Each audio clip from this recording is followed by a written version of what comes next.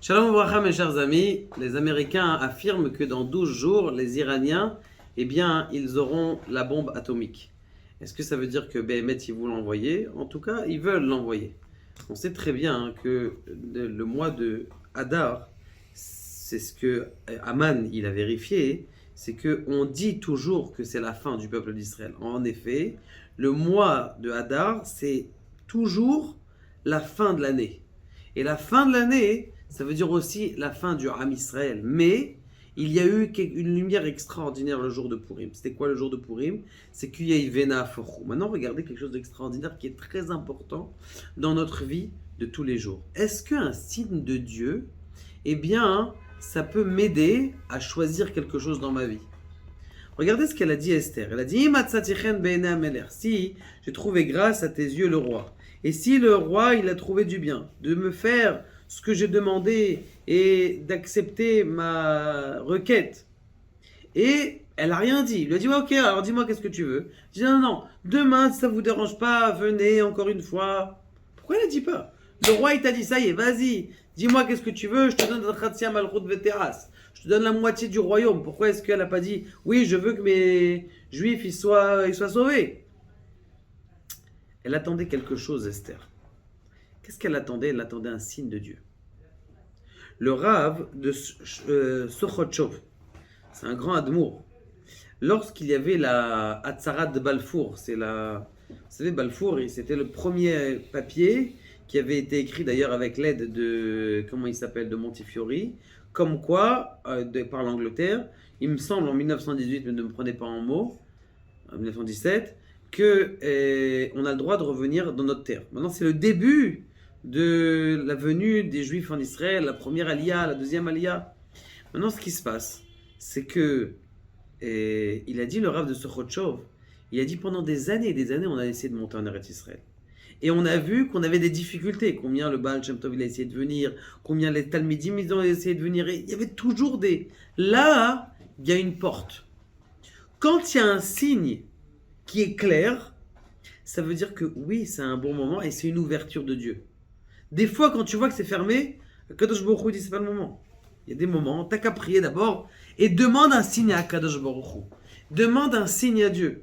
Là, il a dit le Rav de Sochotchov, il a dit qu'est-ce qu'elle a attendu Esther pour pouvoir dire non, tu sais, le Ham Israël, il en a sa fake.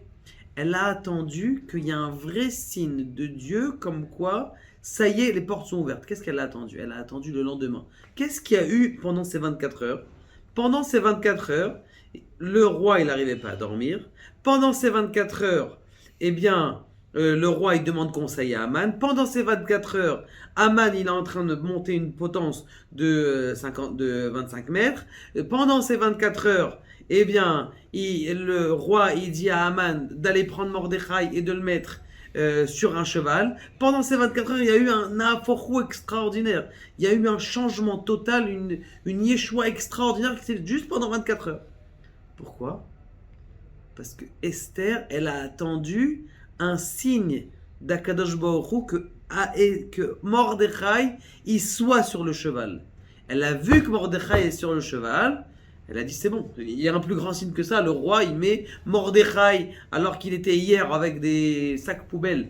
Il était sur la peau. Regarde, c'était pas stam des sacs poubelles, c'était un sac de Hez.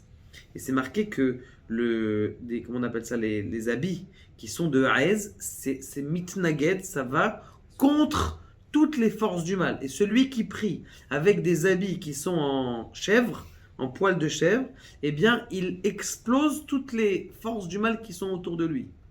Il faut en acheter, il faut avoir une ceinture, ça coûte pas cher, c'est vendable, d'avoir, comment on appelle ça, des habits de Hez. Et la tfila que quelqu'un il fait lorsqu'il a un habit de Hez avec des poils de chèvre, eh bien, c'est mitnaged contre les 400 forces du mal qui sont dans le monde.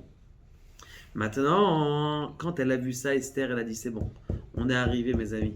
La Géoula est arrivée, elle a demandé à Achashverosh, elle lui a dit vas-y, c'est bon, je veux. Et tout de suite, il lui a dit il n'y a pas de problème, ramenez les. Comment on appelle ça? Ramenez les lettres qui ont été envoyées de la destruction du peuple juif, annulez tout et Vena Forchou. Eh bien, c'est exactement la même chose. Même si la guerre, il nous dit que dans 12 jours, eh bien, il y aura la bombe atomique, eh bien, on sait très bien que nous, même s'il y a même 1000 bombes atomiques et ils en ont, que la Russie, même si ça tombe même sur Tel Aviv, et ben Kadosh Baruch Hu, il va nous sauver tous, parce qu'il y a Venahafor où tout se transforme. On a une force extraordinaire, que c'est mamache, au moment de la plus grande Esther, de la plus grande obscurité, qu'il y a la plus grande lumière.